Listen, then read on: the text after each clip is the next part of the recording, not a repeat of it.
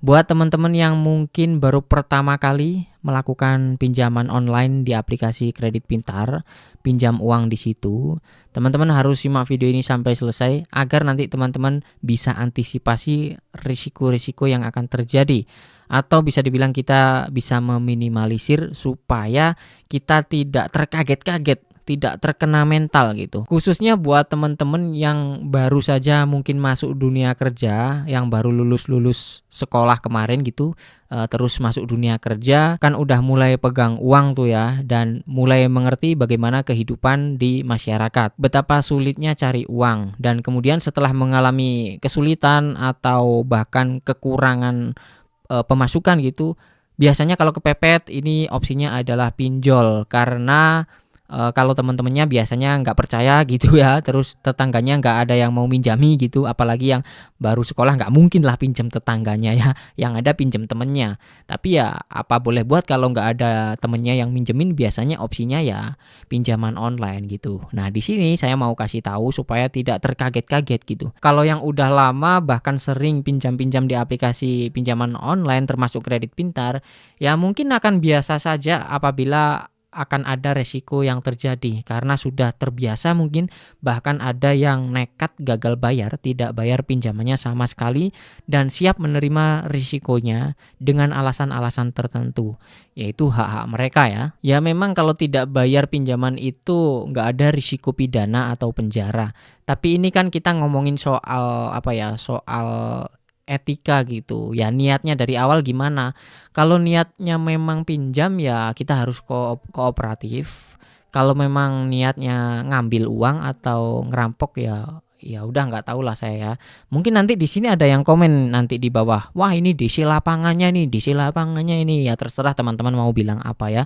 Saya DC lapangan semua pinjol, apapun aplikasi yang saya bahas, saya dibilang DC lapangannya, terserah ya. Oke, balik lagi. Di sini saya akan menyampaikan risiko apa saja yang terjadi apabila teman-teman nanti amit-amit nggak sanggup bayar tagihan dari aplikasi Kredit Pintar ini. 1 bulan pertama apabila teman-teman tidak bayar sama sekali, yang terjadi adalah teman-teman akan ditelepon, di SMS atau mungkin di WhatsApp. Pokoknya by phone dulu lah, teman-teman akan dihubungi by phone. Tujuannya adalah untuk memastikan apakah teman-teman ini pembayarannya ada kendala atau memang teman-teman belum sanggup bayar, hanya untuk memastikan saja.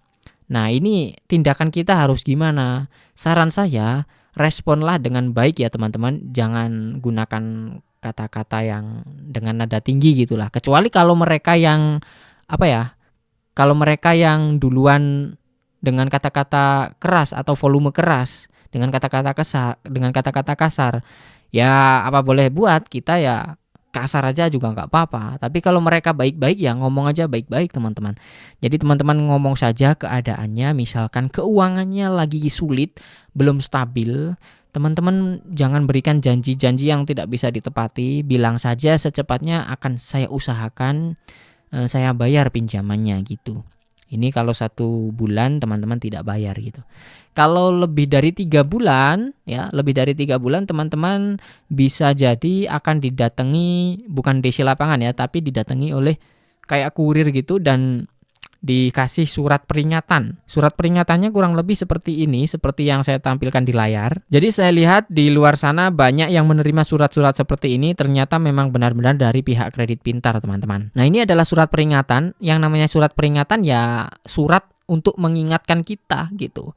Terus kalau teman-teman menerima surat peringatan itu ya hubungi saja kembali, bilang saja. Ya pokoknya teman-teman harus komunikasikan dengan baik gitu. Gimana teman-teman jujur saja keadaannya gimana. Kalau memang benar-benar teman-teman itu keberatan gak sanggup bayar pinjaman pokok beserta bunganya, bunga yang berjalan itu kan biasanya cukup tinggi.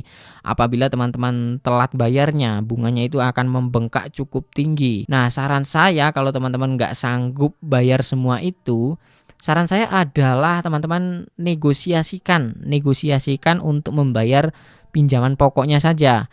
Contoh teman-teman pinjam 1 juta.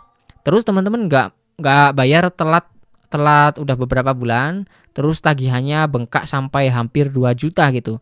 Ya kalau teman-teman nggak mau atau nggak sanggup bayar segitu, saran saya diskusikan atau negosiasikan bayar pinjaman pokoknya saja, yaitu 1 juta tadi.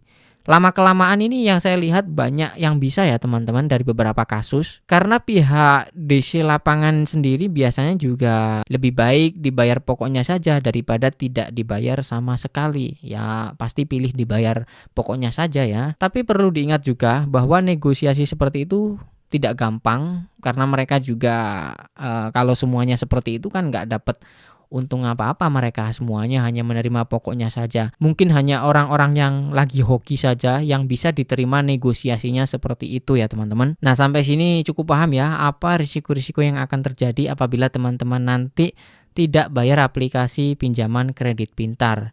Khususnya buat teman-teman yang baru saja melakukan pinjaman-pinjaman di aplikasi seperti ini. Jadi nanti jangan kaget, sudah ada antisipasinya dan risiko gambarannya sudah ada. Nah segini dulu aja di video kali ini. Jangan lupa tekan like-nya jika teman-teman suka, share video ini. Sampai jumpa lagi di konten berikutnya.